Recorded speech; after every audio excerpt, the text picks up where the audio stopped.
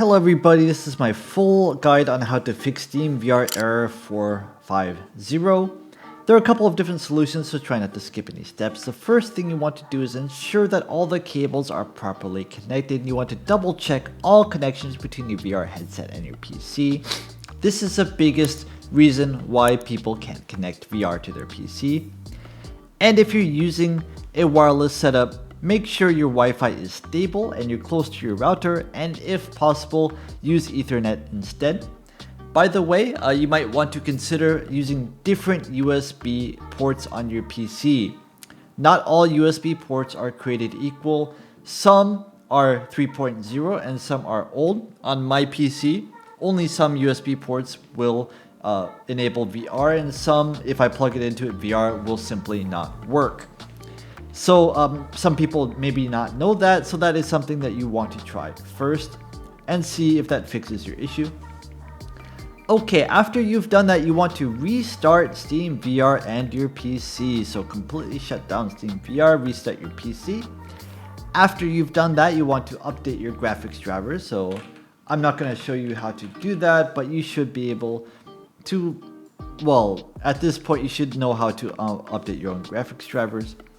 Great, now that we've got that out of the way, let's look into some specific fixes. So open up Steam, go to Library, look for SteamVR in your library. Right click on it, go to Properties, go to Updates, and you're going to see something called Automatic Updates. You want to click on this and click on Immediately Download Updates to download any kind of updates. Okay, great. Also, you might want to consider beta participation.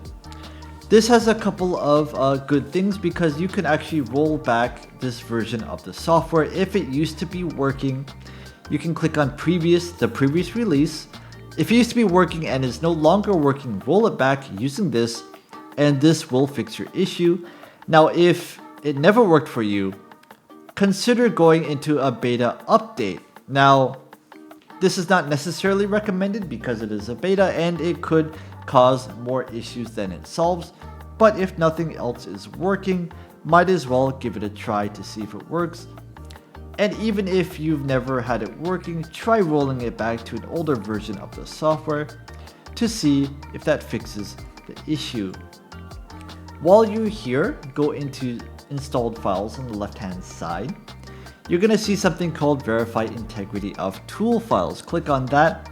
That's going to take a couple of minutes to do, but basically this goes through all of the SteamVR files and checks for corrupted files. If there are any, Steam will automatically replace them.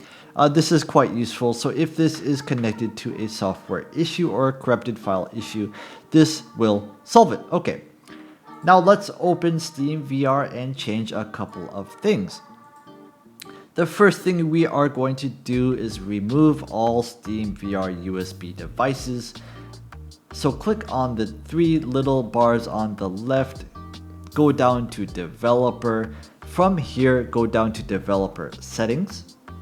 Scroll down until you see Remove all SteamVR USB devices.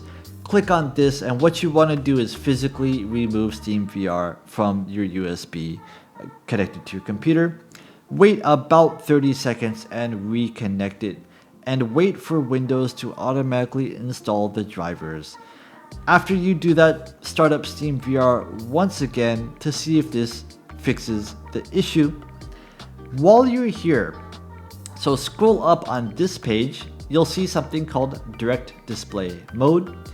What is Direct Display Mode? So this ensures that SteamVR knows that the VR headset is an input for SteamVR and not an external monitor. So you want to enable Direct Display Mode to ensure that Windows sees it properly.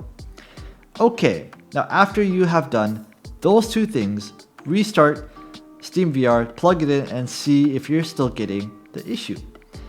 Now, if you're not getting the issue, then let's try something else. So close SteamVR. On the left hand side under search, type in settings. Now on the left hand side here, you're going to see network and internet. Click on that. here is your network and internet settings. I'm currently connected to a Ethernet cable, but if you're on a Wi-Fi, you'll see a Wi-Fi here. And you want to click on Ethernet. If you're on Wi-Fi, you want to click on Wi-Fi. And here you're gonna see network profile type, public network recommended. This will be this by default, but you want to change this to private network. Now, I'm not sure why this is the case, but this does seem to fix the issue for many people. Okay. By the way, so you want to click on private network and exit and save. By the way, if you're also on a VPN, you want to temporarily disable that to see if that fixes the issue. And you also might want to turn off your antivirus. So go into Windows Security. Go to Virus and Threat Protection. Click on this. Scroll down and you'll see Virus and Threat Protection settings. And you'll see real-time protection. Turn this off and it will ask you to confirm. Now, I don't recommend this to be off most of the time, but I would recommend just trying to turn it off to see if that fixes the issue or to see if you can connect. Okay. The next thing you want to do is go into Device Manager. And you want to find the VR headset here. Depending on which headset it might be, it could be under human interface devices. So you want to click on this. For this USB input device, for example, you want to right click on this and click on update driver to see if that will find any kind of updates. Okay, the next step is to go into the search bar and type in msconfig. So you'll see systems configuration here. And from here, you're gonna see a couple of different things. You want to click on the services tab on the very top. And these are all the services that are running. You want to click on hide all Microsoft services and then click on disable all.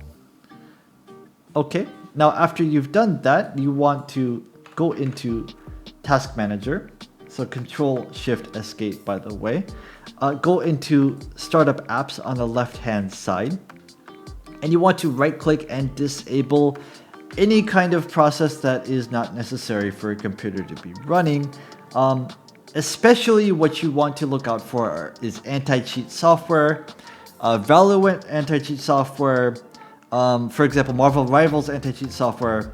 Some of this starts, especially on Steam, some of this starts when you start up the computer, and this interferes with SteamVR. So basically, end all these tasks and anything that you do not recognize, and then try to connect it once again to see if that fixes the issue. Okay, if this helped you, please leave the video a like and please subscribe. If it didn't help you, please leave the video a comment and I will do my best to get back to you.